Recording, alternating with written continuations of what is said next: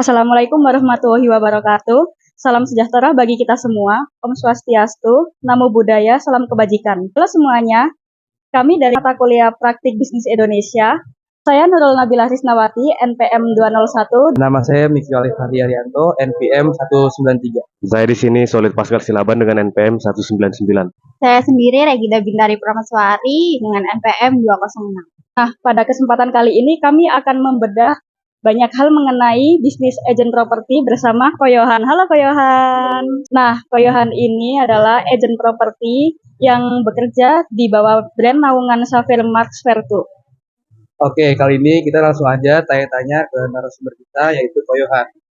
Gimana sih pertama kali Koyohan tuh tertarik menjadi sebagai agent properti, dan saat Koyohan jadi agent properti itu apa aja sih yang harus diperhatikan? Oke, pertama kali ketika jadi seorang agent properti itu keinginannya cuma satu sih. Karena melihat teman-teman yang lain itu yang jadi agent properti banyak yang sukses dengan income-nya itu besar ya. Dulu kan saya juga pekerja kantor. Nah, pekerja kantor tahu sendirilah, kita mungkin gaji cuma hanya UMR. Bahkan lebih-lebih pun ya dengan lembur-lemburan mencapai 2 digit lah. Nah, saya melihat banyak teman-teman di properti kok income-nya sampai 2 digit lebih gitu. Dari situ titik mula awal. Terus saya tanya, kenapa sih kok emang susah nggak sih jadi agent properti? Ternyata teman-teman sudah bilang, enggak kok, nggak susah. Bahkan kamu bisa closing dari orang yang tidak kamu kenal. Wah, dari situ titik baliknya sih, bahwa memang oh ya nggak butuh koneksi, nggak butuh apa, nggak butuh expert di bidang ini, yang penting mau belajar. Nah, itu yang harus diperhatikan ya. Yang penting niat sih pertama. Kalau memang kita sudah niat belajar, ya kita pasti bisa kok di properti ini. Dan yang kedua, setelah niat, kita juga harus konsisten. Karena banyak sekali agent itu awalnya niat, semangat, tapi nanti setelah berapa lama berusaha nggak dapat closingan, atau mungkin ketemu dengan klien yang dalam tanda kutip ini apa ya, klien ini tidak masuk akal permintaannya. Kadang itu agent-agent pasti kayak susah ya kok ternyata kok. Nah, di situ saya banyak menemui bahwa tidak semua orang itu tahap ujian ya. Saya seleksi alamnya di situ. Bahwa ketika orang ini istilahnya bisa lepas, bisa lulus lah istilah kita bilang, pasti akan karirnya bagus gitu. Dan yang pastinya ini sih, di sini juga kita selain konsistensi juga kita juga harus belajar tentang skill ya. Dimana kita juga harus melatih tentang bagaimana public speaking, cara menjelaskan ke konsumen, manner kita juga dari cara berpenampilan. Mungkin kita dulunya penampilan itu kerja kantor ya sudah kerja biasa, tapi properti ini kan juga dituntut. Apalagi kita kalau menunjukkan barang yang terutama mewah ya, otomatis kan kita lawan bicaranya pun kan juga orang yang beruang ya istilahnya ya. Nah, kita juga harus berpenampilan yang sesuai. Gitu sih. Berarti Koyohan awal pertama tertarik itu diajak teman ya Koyohan? Iya. Bisa diceritain nggak sih Ko bagaimana flow kerja agen properti sama apa aja stakeholder yang berkaitan dengan agen properti? Nah, pertama-tama saya jelaskan ya bahwa properti itu dibagi dua, yaitu ada secondary sama primary. Secondary itu kayak rumah-rumah second yang dari perorangan gitu ya. Kalau primary itu rumah-rumah baru dari developer.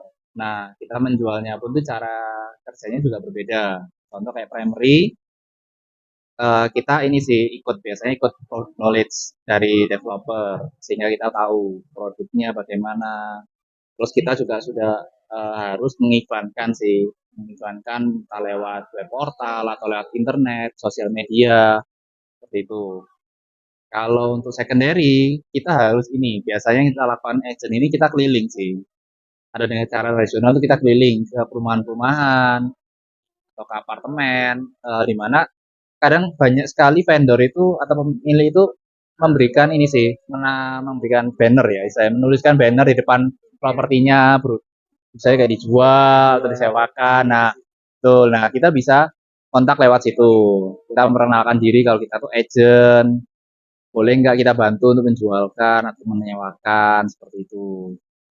Nah, setelah kita mendapatkan untuk foto-fotonya, detail spek, ya kita bisa upload itu terserah mau di web portal ataupun di sosial media terserah. Cuma cara kerjanya gitu sih. Oke, untuk stakeholder yang berkaitan, yang pasti customer dan juga pemilik ya. Selain itu kita juga pasti harus berhubungan baik dengan ini sesama agent, baik dari brand yang sama maupun dari brand yang berbeda. Karena mau tidak mau terkadang ada banyak properti yang dititipkan oleh agensi A, mungkin dari si brand yang berbeda. Nah, kita gimana caranya supaya kita bisa tiktokan ya istilahnya ya. Kita harus jalin hubungan yang baik sih gitu. Terus juga kita juga pasti berhubungan sama pihak bank terkait dengan KPR maupun dengan checking sertifikat dan lain-lain gitu. Terus juga notaris, urusan dengan perpajakan dan sebagainya gitu sih. Biasanya di rumah yang dijual atau dikontrakan itu biasanya kan banyak banner dengan nama dan juga foto agent yang berbeda. Emang jurusan kerjanya ya berarti? Ya, betul. Kalau kalau yang untuk rumah yang dengan banyak banner itu sebetulnya karena itu pemilik kan menuliskan nomor teleponnya. Nah, pasti kan rumah itu nggak hanya dilalui oleh misalkan saya, nggak pasti. Pasti kan selain saya juga hari-hari berikutnya bisa jadi banyak agent-agent lain yang lewat. Nah, kalau mereka sama-sama pemiliknya mau menitipkan ke berbagai agent, otomatis benderanya banyak. Yang dimaksud TikTok ini contoh, saya ada klien yang cari rumah 2M di Pakon City. Nah, saya ternyata cuma megang 2 rumah, tapi pemilik customernya ini nggak cocok nih misalkan. Ada lagi nggak Pak pilihan yang lain? Nah, gimana caranya? Saya keliling, ternyata nggak ada yang nomor pemilik, otomatis kan saya juga harus adanya cuma nomor agent ya. Otomatis saya kontak dengan agent yang tertera di nomor di rumahnya itu sih, betul. Jadi kita bisa kita ngomong kalau di properti itu kobrok gitu. Oke Ko Yohan, aku mau tanya kok. Tadi tentang secondary listing itu kan Ko Yohan muter-muter ya kok. Kontak-kontakin nomor owner yang ada di banner. Kalau apartemen itu gimana ya kok? Seperti itu kok.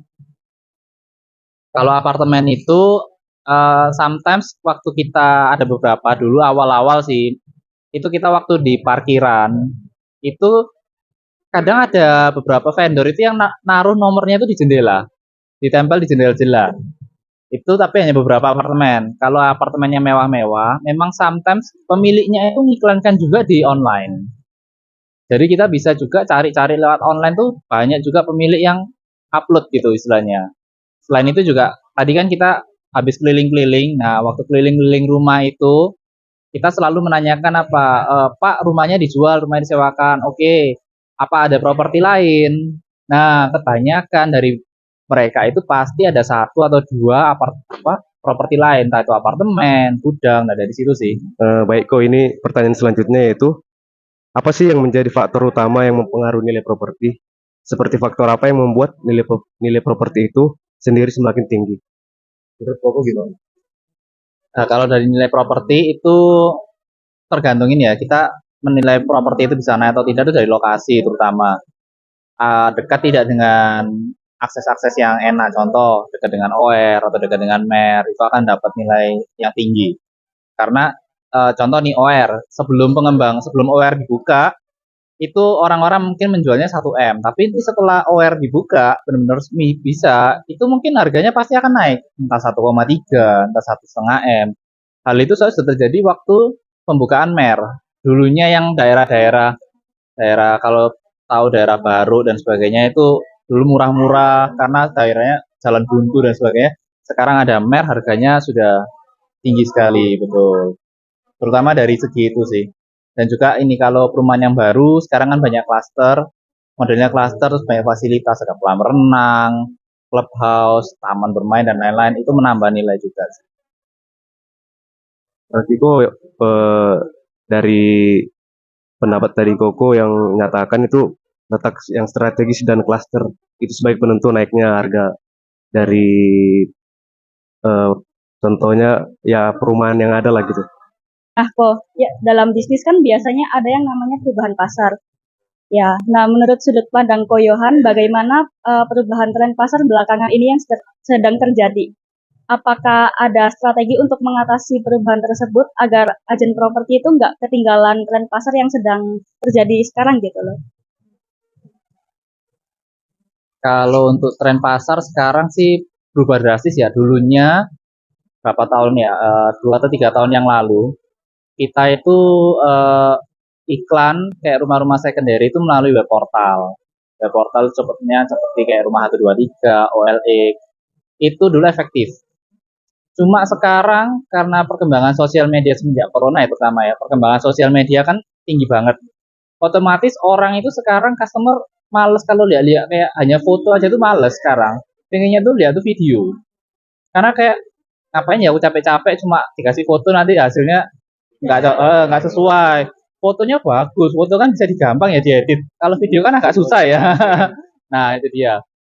Ya itu tren yang paling ngefek sih sekarang, maksud paling berefek. Akhirnya kita pun agent-agent yang misalnya sudah lama ya, misalnya tidak pernah kalah dengan anak milenial sekarang lah yang sudah terbiasa sama TikTok, Instagram. Ya kita mau tidak mau belajar. Dan kita juga mau tidak mau beli handphone, beli gimbal dan sebagainya untuk menunjang itu sih. Karena kalau enggak juga ya customer pasti nggak akan melihat ini sih. Maksudnya kayak kurang puas lah gitu. Strateginya ya itu kita harus ngikuti dengan trennya mau kemana, mau lihat sosial media ya mau tidak mau kita harus belajar sih. Meskipun ya keluar effort sih, masih dari waktu juga dari biaya gitu.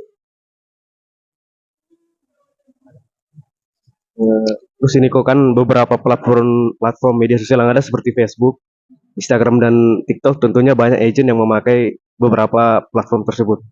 Dari beberapa platform tersebut yang memberikan feedback itu kebanyakan pembeli ngasih feedbacknya itu di platform mana? Oh, lebih banyak mana? Nah, kalau itu tergantung dari ini ya.